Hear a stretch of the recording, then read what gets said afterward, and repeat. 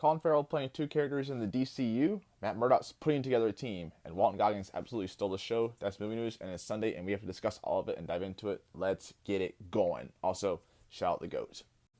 First, I want to talk about just Colin Ferrel is going to be joining, looks like Sgt Rock project and starring in as Sgt Rock for the DC Universe movie Sgt Rock. And this is interesting because he's already a Penguin in one DC property, and now he's going to cross over and play in James Gunn's DC Universe as Sgt Rock in this movie, which, Daniel Craig was never really attached to, it seemed like, but he was rumored to be in that role. Now it's like it's going to be Colin Ferrel. Even Deadline's reporting this now, so that's interesting now, and I'm completely fine with this. It's always great when movies bring in great talent to play roles. That's the most important thing, honestly. Great script, great writing, great talent.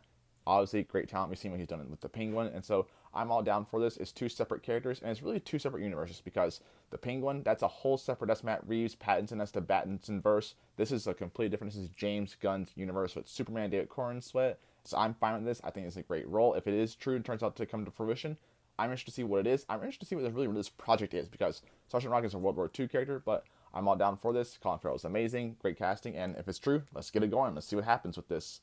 So there's a lot of Daredevil news, and I'm going to discuss several different topics with that. So we'll start with this past episode. I actually really enjoyed this past episode. Wasn't my favorite, but again, it's just a lot of great storytelling, a lot of narration, a lot of what is building to what's going on. We saw Muse, we see Kingpin again, like he's in hell. As Mayor, he's just absolutely in hell with those songs too. It's kind of like a lighthearted comedy, but this is a character who's just so serious, brutally angry, and just like, that's his hell. He's carrying these songs. He doesn't want to deal with these mayoral tasks. He wants to do his thing. He's got Adam chained up for the episode. So there's just a lot going on with that. I love what they're doing this. I'm interested to see what's coming next. And it ends with them both training now, especially. So Daredevil's coming in now. He's going to be putting the suit coming, I think, in the next week or two. So this coming week, we actually have 2 episodes. So 2 episodes dropping, and there's 3 left after that. So interesting from that perspective as well. So overall, very good episode. They're building up to stuff. The tension keeps building. They keep going to unlock. So I'm very happy for it. I'm ready to see what's going to do next, and just really curious to see what's going to happen overall with the storyline as it progresses. Muse is still there. He's carrying bodies down. He's draining people of blood. He's using it for artwork. So very interesting. And a little detail with Muse too. If you look at his mask, it's canvas. So I really like that little detail. And there's a lot coming down the pipeline, it looks like, for the rest of the season. So I'm really excited to get into all of it.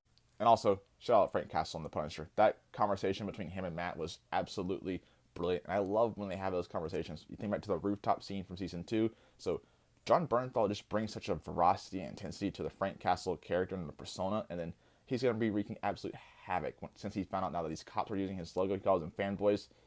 They're not going to be fanboys much longer of him, so what he's going to do to them. So very excited for that. And that also can dovetail into this. So Jon Bernthal initially walked away from what was going to be reported what the show was initially, because if you didn't know, this show initially was not going to be a continuation of the Netflix show. It was going to be a completely new thing. They're going to replace Foggy and Karen. They're going to recast Vanessa as well. And Jon Bernthal apparently wasn't down for any of it, especially with the direction that the Punisher was going. He said, I don't like it. It's not for me. The fans aren't going to be happy with this. Let's give them something that they deserve. And I'm glad Marvel Studios listened to him, listened to Charlie Cox, listened to Vincent D'Onofrio, and pivoted to changing the film, changing the show around too. It's a continuation now of the Netflix shows.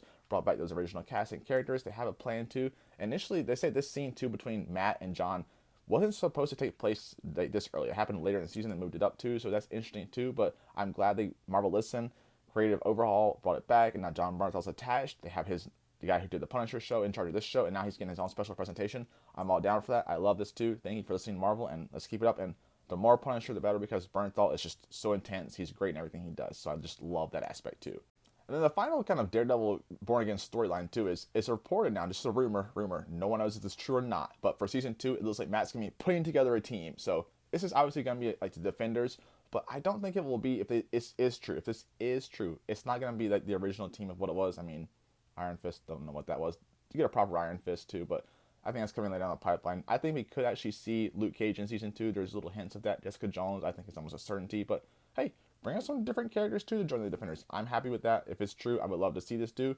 I just want to see Matt go recruiting different people, putting together just like a street level Avengers team to kind of take on Kingpin too. Will Spider-Man be a part of this team from time to time? Spider-Man is not going to be on TV shows too, so just doesn't get out of the way now. But a street level team to kind of go against Kingpin, his anti-vigilante task forces, and whatever the case may be too. I'm very excited for that if that's true. But just let's get through season 1 of Born Again 2. It's fantastic. It's outstanding. I love it so far. And then just can't say much best, but hey, looking forward to where we go the rest of the season. And again, if he's putting together a team, let's bring some new people in, some people we haven't really seen be a part of that team before, like past iterations too. But who knows? I'm very excited for that.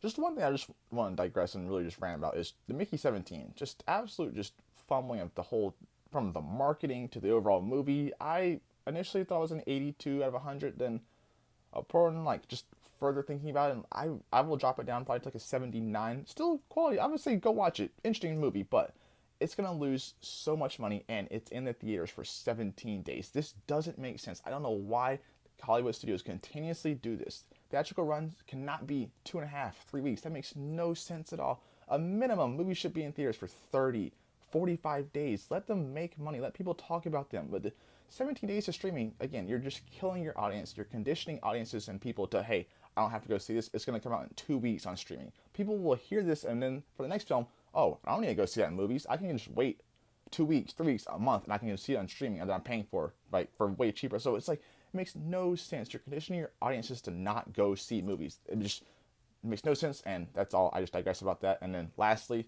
Walton Goggins. This was amazing. He stole the show with that. That was just, I love this. So this was so funny. Huh, yeah. He was all of us. He was the audience in that situation. If we were listening to someone talk about all the stuff that spoiler for the cameo, that what happened, spoiler for White Lotus, that Sam Rockwell, just with that monologue he went on, and then Walton Goggins' facial expressions and his reactions to everything, it's priceless. It's still, this meme is just, if I send you this meme, it means I don't really know what you're talking about, but hey, I'm here for it, and I'm just here to listen. But I love that. That's movie news. See you back next week, and Daredevil 2 episodes. Let's get it going and let's get it popping. And hey, shout out the GOAT again.